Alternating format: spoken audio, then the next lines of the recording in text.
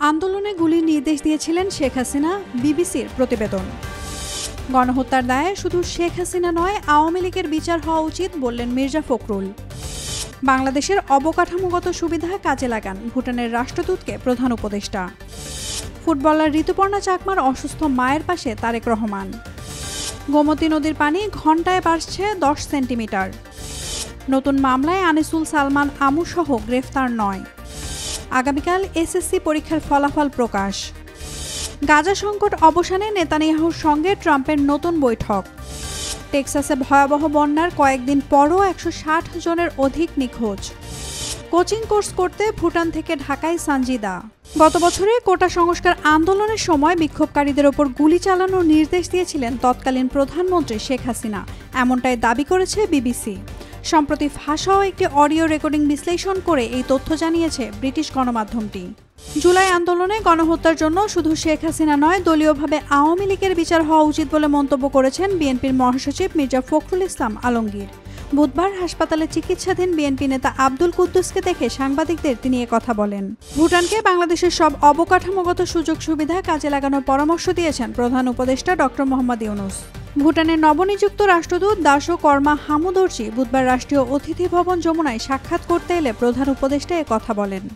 বিএনপির ভারপ্রাপ্ত চেয়ারম্যান ও আমরা বিএনপি পরিবারের প্রধান পৃষ্ঠপোষক তারেক রহমানের নির্দেশনায় গোল্ডেন গার্ল খ্যাত ফুটবলার ঋতুপর্ণা চাকমার অসুস্থ মা ভুজপতি চাকমার সঙ্গে সাক্ষাৎ করেছে আমরা বিএনপি পরিবারের একটি প্রতিনিধি দল। তারেক রহমানের পক্ষ থেকে ঋতুপর্ণা চাকমার মা ভুজপতি চাকমার হাতে চিকিৎসা সহায়তা তুলে দেন বিএনপির সিনিয়র যুগ্ম মহাসচিব অ্যাডভোকেট রুহুল কবির রিজভী।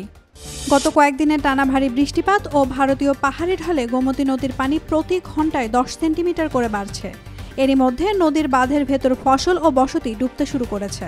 তবে পানির উচ্চতা বুধবার বিকেল 3টা পর্যন্ত বিপদসীমার 2.5 মিটার নিচে রয়েছে বলে জানিয়েছেন পানি উন্নয়ন বোর্ডের নির্বাহী প্রকৌশলী খান মোহাম্মদ ওয়ালিউজ্জামান।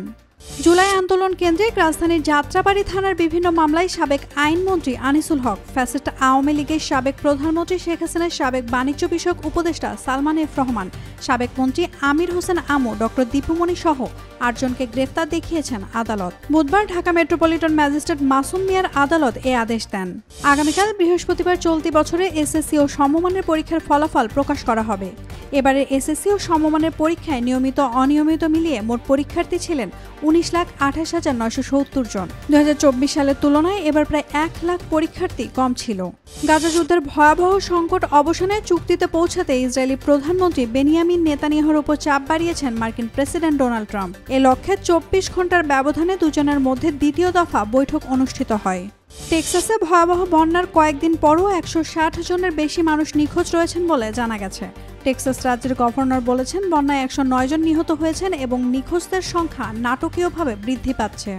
বাংলাদেশ ফুটবল ফেডারেশনের উদ্যোগে শুরু হওয়া এএফসি বি লাইসেন্স কোচিং কোর্সে অংশ নিতে ভুটান থেকে ঢাকায় এসেছেন বাংলাদেশ নারী ফুটবল দলের সিনিয়র ফুটবলার সানজিদা আক্তার। বাফুফে ভবনে শুরু হয়েছে এই কোচিং কোর্স। এতে অংশ নিচ্ছেন সানজিদা, শিউলি আজিম সহ 5 নারী ফুটবলার।